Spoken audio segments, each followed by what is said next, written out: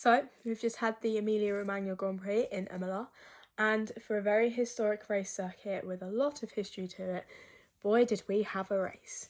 We also had some of its own history, and of course it is F1's 75th birthday last week, so it just so happened to fall within that. And it was also Kimi Antonelli's very first home race driving for Formula One, but also driving with Mercedes. Not only that, for Lewis Hamilton, it was his very first race driving in front of the Tifosi on home soil with the Ferrari team. So we shall get on to qualifying. Now, with qualifying, we had a nasty, huge crash that occurred with Yuki Tsunoda. He was okay, but he had a large crash with the car flipping and rolling in the air. He came out unscathed, but was unable to compete for the rest of the qualifying session, and therefore he started in the pit lane of the race on the Sunday. We also had another crash from Franco Colapinto towards the end of Q1, as well as him being back in the car, replacing Jack Doohan for, people have been saying, about 5 races, but Flavio has come out and said it will be for as long as he wants him to be in the car for.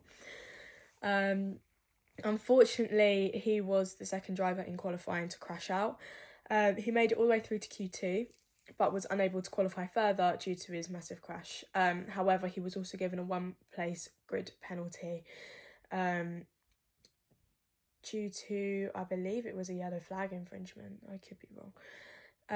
But he was given that grid penalty, which meant he was 1 step further back from where he was meant to be. And then Q2 was also delayed due to the stewards deciding whether or not Oliver Bearman was able to compete in Q2. So they were looking to see if Ollie Bearman completed and finished his lap before the red flag came out for Franco Colapinto's crash. And if he did, that meant that he would replace Bortoleto and go and continue into Q2, and Bortoleto would be out of qualifying. However, they came to the decision and Bearman was not able to compete in Q2 and Bortoleto was able to continue. At the end of Q2, both Ferraris were out and the home hero, Kimi Antonelli, was as well. Both Aston Martins made it through, with Fernando Alonso running new upgrades on the Aston Martin. And at the end of Q2, we also saw Carlos Sainz finishing in first place. Now, the top 5 was Piastri, Verstappen, Russell, Norris and Alonso. Verstappen had been complaining during free practice that the car wasn't working as well as it could, but somehow managed to turn it around for qualifying and finished Q2. McLaren on pole yet again, and Piastri on pole, so it was to see whether Piastri can make it 4 wins in a row. On to the race. So it's very hard to overtake in Imola. However, we saw a lot of overtaking. Verstappen took the lead straight away out of turn 1 into the first corner and just went, see you later. And he outbraked Piastri, and it was a very good overtake, and it was a very good race. He then went on to win the race, claiming his 4th win in a row at the Emilia-Romagna circuit. Not only that, but it was also Red Bull's 400th race with Formula One, so it was a good way to mark it with Verstappen winning. The McLaren boys finished P2 and P3, with Lando Norris finishing in front of Oscar Piastri. And it was a very tactical race due to the tyre degradation, leading to many drivers to make multiple pit stops, which reached to about 2.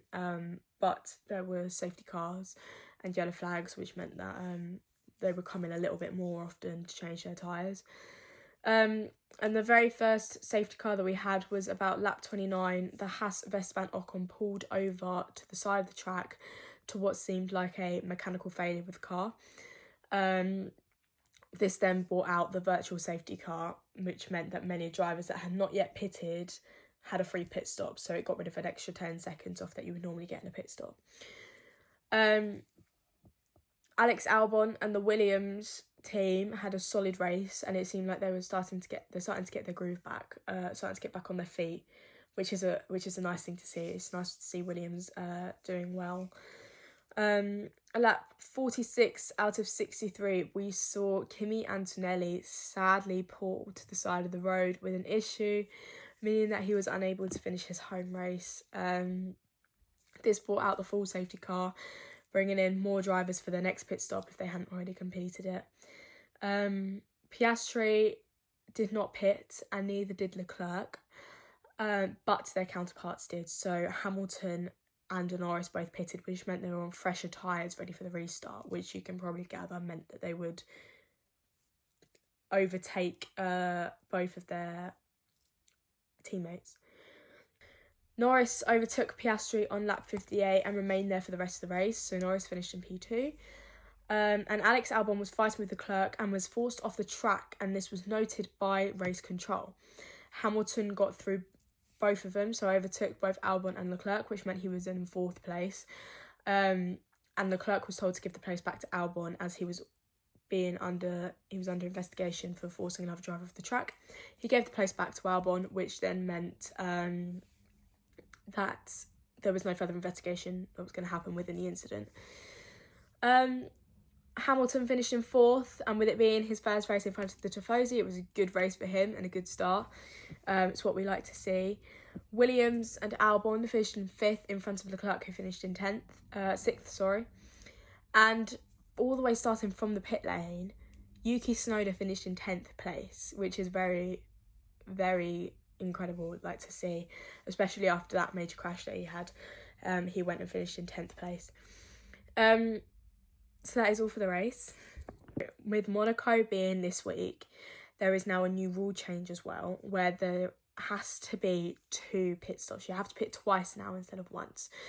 So it'll be interesting to see how it goes, because as we all know, Monaco is very hard to overtake in, and whoever qualifies on pole is sure to win the race. But with the 2 pit stops in mind, it's going to become more tactical. So we shall see how it goes this weekend.